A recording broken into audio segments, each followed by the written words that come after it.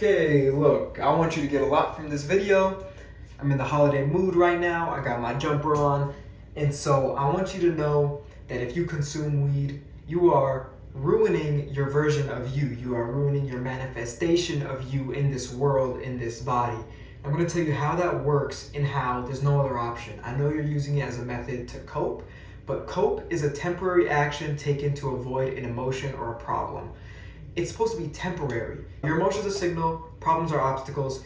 You're supposed to overcome those, work through those. If you turn it off, you're just not going to be able to adapt to overcome those at all. So what weed is doing to you is on a much more inner level. It affects your subconscious. If you've ever looked into psychology before, you know how important the subconscious is to your own formation, your own idea, not your own idea of you, that's your ego, but your own creation of you, your own reflection of you comes from you reflecting on all your thoughts, your memories, your actions, and fledging those out and creating new forms. Your subconscious is kind of a playground of all the things you know and have done before, and you can figure out new methods, new perspectives, new ways to cope, new ways to get a job done, or new ways to shoot the shot and get a score so that was a horrible shot, so that you can grow, do better.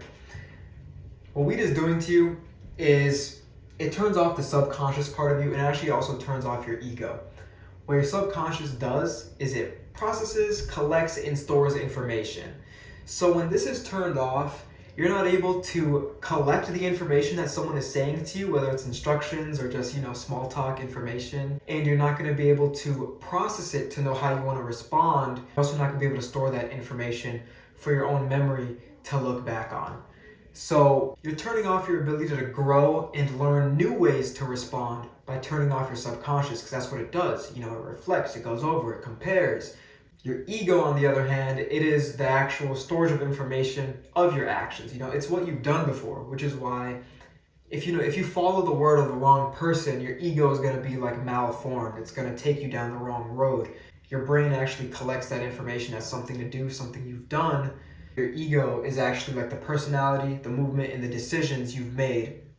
So when that's turned off, you're not able to decide effectively based on your subconscious processing. Like when you see a dog, your subconscious is going to tell you you're overjoyed, because every time you've seen a dog before, they were happy, it made you feel some love, you were overjoyed. But your ego decides after that processing to pet the dog, look at the dog, make a high-pitched noise, oh my god, and then that gets stored as I like dogs. This is why brainwashing is so prominent, because the world can steer you in a direction and it forms your ego, because the world tells you to do one thing, and if the world gave you rationale, then you're going to rationalize yourself that it was okay to do. This could go for any type of action, okay? So turning off your ego turns off your action, while turning off your subconscious turns off your growth, okay? You know how those two functions work super strong in your body.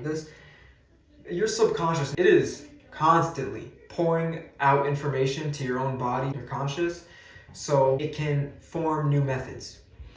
Think about things again and come to new conclusions, come to any kind of conclusion. Sometimes you can go through something and not think about it at all. You got to actually have the thought about it. So how this works is you have cannabinoid receptors in your body. You probably know that word because it's the discussion of this video is the consumption of cannabinoids. You overload those, okay? Your cannabinoid receptors are responsible for your mood, emotional regulation, motivation, food, like when to go eat some food or when you're done eating some food. It's called homeostasis, memory retention, and did I say motivation? Your body slowly shuts down the processes you don't use often enough, because why is it going to waste energy and resources on what you're not doing? This is why people who sit down a lot get hip problems, because it's just not being exercised, not being used in motion. So your body puts less blood flow in those places. The same goes when your blood flow is turned on by something that is not your body.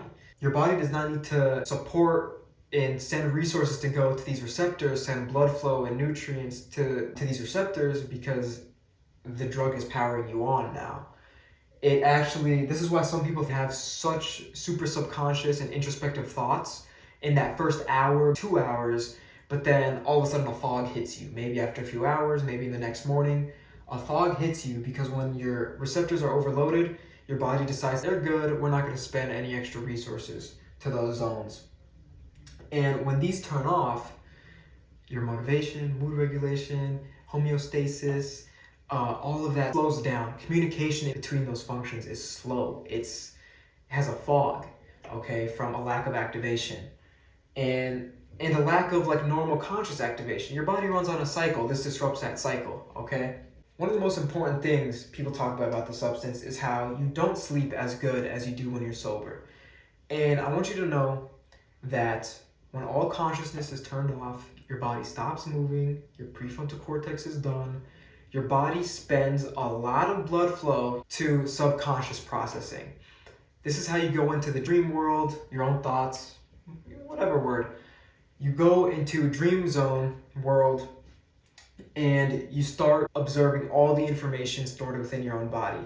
The only thing your body can ever point to is the things that are in your body. Your conscious can never extend past my hand into a ball of, motion. I can't do anything. I can only do it with my own body. So when your entire body's turned off, again, your subconscious does not turn off. It opens up to view all the information in your body as a whole, kind of in a progression. So when weed has slowed you down and there's less blood flow going to the subconscious, into the prefrontal cortex, this prohibits you from subconsciously processing information as you doze off, and you wake up the next morning feeling a lot more foggy than you would if you dozed off sober. This is because your body was not able to go into a reflective healing mode. Your body goes into a kind of healing mode when you doze off and before you wake up the next morning. So good sleep is important because it's what you let your body finally settle down and recover before the next morning. So turning that off turns off your ability to grow. Turning that off turns off your ability to recover from the fog, and it only envelops you into the fog more, especially if you use it consistently. You're only adding to the fog, you're only subtracting from your growth.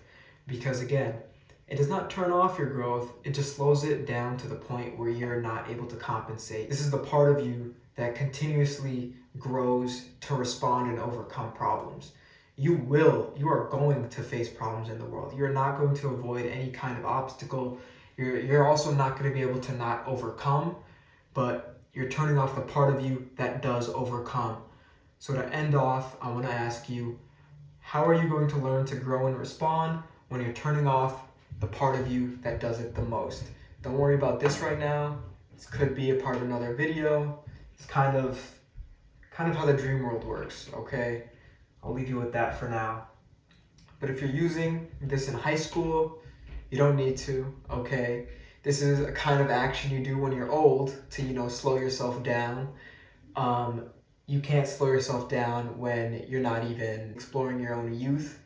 What are you slowing down for? If you're in post-college, look, I don't know what you're using it for. If you're still using it to avoid and cope, you don't need to, because it's turning off the part of you that does it on its own and, learns to progress. Think of it. I mean, when you think of a reason to move forward from a problem or an emotion you've been through before, you just unlocked a permanent cope. You came to a conclusion based on everything you know about the situation, and you don't have to avoid the problem anymore. You overcame the problem. That's a permanent cope. You don't have to go back into that box. Here, your body's in a box, and you chose to put yourself in a smaller one so you don't have to think about what's outside of you. But it's always going to be outside of you until you expand on yourself enough to kind of envelop those problems. For recreational, again, this is kind of a temporary kind of action. Your body, your subconscious is able to recover soon after it's done. So you're going to feel some fog the next morning, you're going to feel some fog for the next few hours. But this is, I know it's not Schedule 1 anymore, but it's not a Schedule 1 type of action. Your body recovers pretty soon, but when you do it a lot, you're telling your body, hey, we don't need this process, our function, to go put some blood flow anymore. If it's medicinal, you got it on the diet. Temporary, you got some symptoms, you're trying to calm yourself down, trying to ease yourself, trying to slow down because your body just feels rampant or something. Again, not that kind of rampant when you're nervous, that kind of rampant when you get old and your body's like shaky over nothing. That's what this kind of helps you for. This is more of a symptomatic solution compared to a recreational one. You're not going to avoid your problems. You're not going to cope for long. They're all going to come to you. You just got to overcome. So I'm not going to tell you what to do, but I hope you're more informed about what this kind of thing does to you. You turn off the very part of you that makes you by processing information.